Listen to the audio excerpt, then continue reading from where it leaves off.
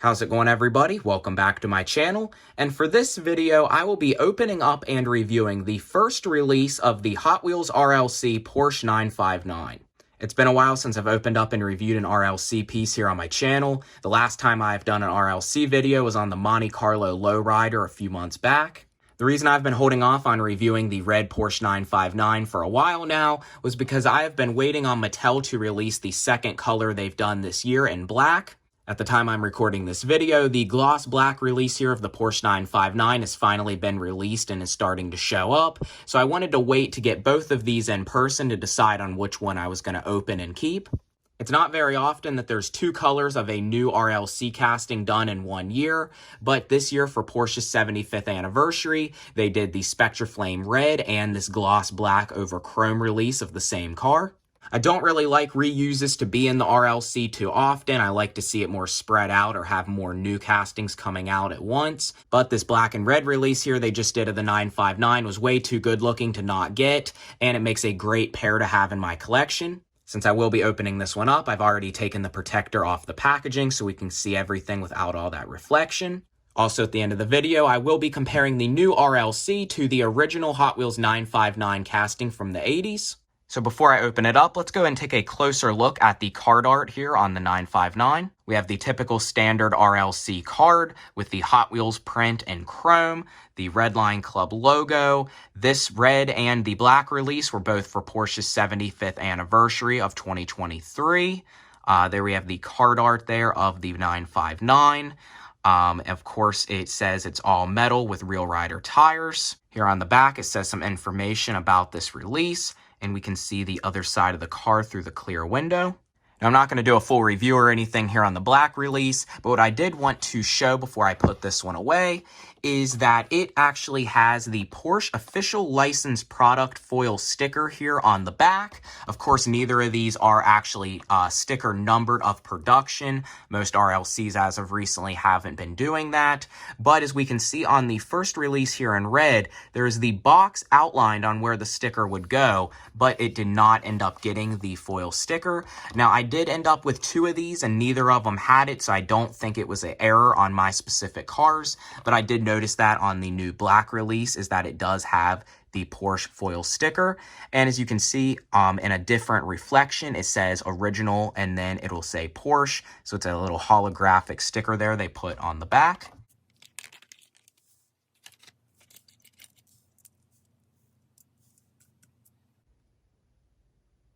So let's go ahead and start taking a look at some of the details here of the 959.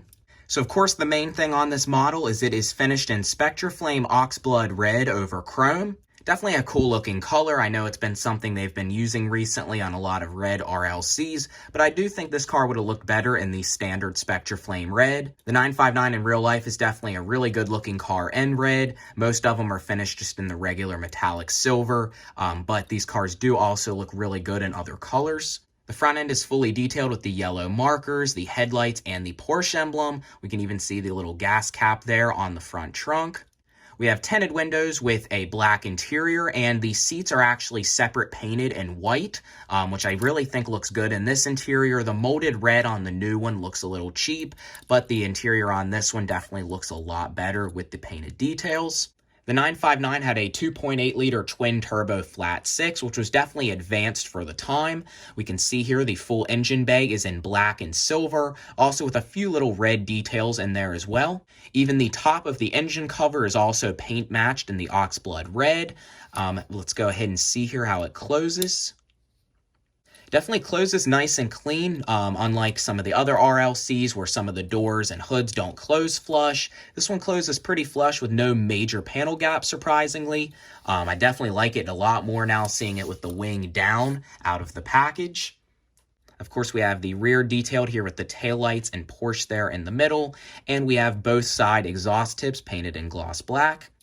On the base, it is painted in matte black, as most RLCs are coming now. I liked it better when they used to come chrome. I know black is more realistic, but the chrome gave it that more premium look. I think the black, they are doing it more now for more realism, and at the same time, they don't have to use as much chrome. Actually, the exhaust tips here in the back are a part of the base. This car only has one rivet there in the front, so the exhaust tips is what latches down the rear. It doesn't say this on the card, but this year 959 is actually a 1986. And the only detail we get here underneath is the transmission and engine painted in silver.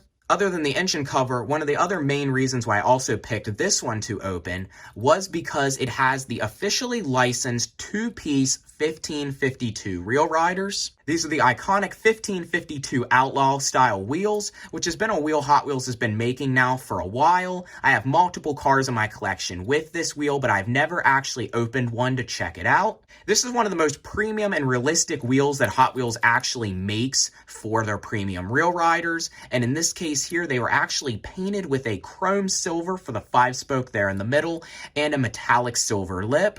This is also the only wheel I know that Hot Wheels makes that's actually a two-piece wheel. Another reason why they don't even use this in the RLC that often is because it's a multi-piece assembly. They mainly use these wheels on Porsche and VW products. I have the VW T2 pickup Super Treasure Hunt with these wheels in chrome gold. But what's a very neat feature about these that not that many people show is if you push in on the center of the wheel, you can actually adjust it from a deep dish to a non-deep dish style.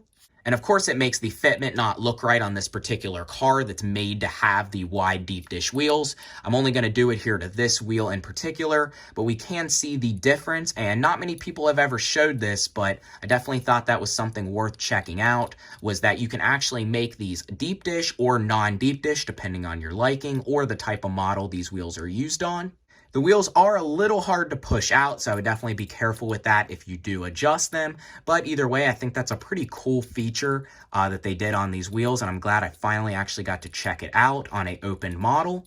The real 959 was produced from 1986 to 1993. This particular RLC here is the 1986 model, which is the first ever year. The 959 was never originally sold in the US, and it first started out as a Group B rally car before actually becoming a production sports car. As I said, this car has a 2.8-liter twin-turbo flat-six with a 6-speed manual transmission. The 959 I definitely would call a supercar of the 80s. Some of the other ultimate Porsche supercars that are more hypercars that carried this one on are the 911 GT1, the Carrera GT, and the 918 Spider, which is Porsche's newest kind of hybrid hypercar. This particular release, of course, was released earlier this year and was designed by Brennan Vitusky. But this is not the first Hot Wheels 959 they've produced since the original casting. I don't have one of these opened up to show here in my video, but in 2020, Hot Wheels brought back the 959 as also the 1986 Porsche 959 rally car. The first release of that car was in Car Culture, based off of Porsche's iconic 959 racing livery.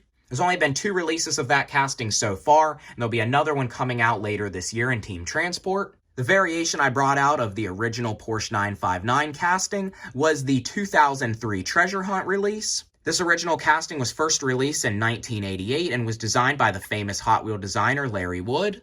I didn't bring it out to show in my video, but I do actually have the original color that they did in 1988 of the 959 in the light metallic red. It's been a while since this casting's been last used. I would believe it's probably retired by now due to being outdated and out of proportion, but the last time it was used was in the 2015 mainline Porsche series.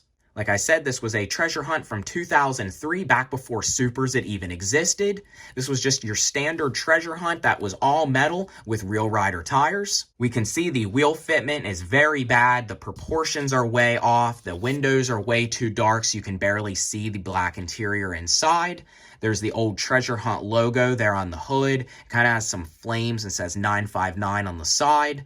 But otherwise no front or back detail other than the Porsche emblem and these ugly steely style wheels with these thick rubber tires, which definitely are not fitting for this car. It has the old raw metal copyright 1987 metal base, and we can definitely see how much farther Hot Wheels design has come over the years. Even the new RLC still has that typical Hot Wheel look. It doesn't have any lensed parts or anything. We can definitely see how much better the proportions are. It's much wider. The details, the venting is all much better. We can see how bad molded the front of this original casting is. The back has so much more detail. The vents are more accurate. I mean, one major thing just to show here is this rear window and roof.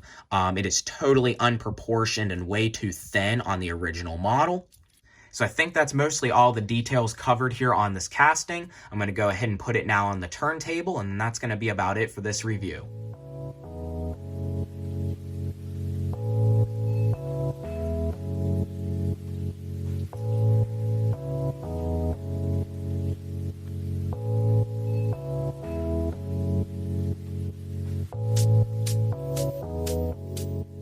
So if you enjoyed the video, please comment, like, and subscribe. This is definitely a really nice model, one of the best RLCs, of course, that they've done. I really like the details, the feature and everything works really well. The wheels look really good. Overall, a very well-proportioned model. Even though it's still pretty retro, I think it's neat to start to see more somewhat modern and supercars coming into the RLC. It's definitely something I've been waiting for, and there will be some more upcoming here soon. If you haven't already, please go ahead and check out some of my other recent reviews, and I will go ahead and also put a link to my Instagram in the description of the video. So again, if you enjoyed the video, please comment, like, and subscribe, and I will see you next time.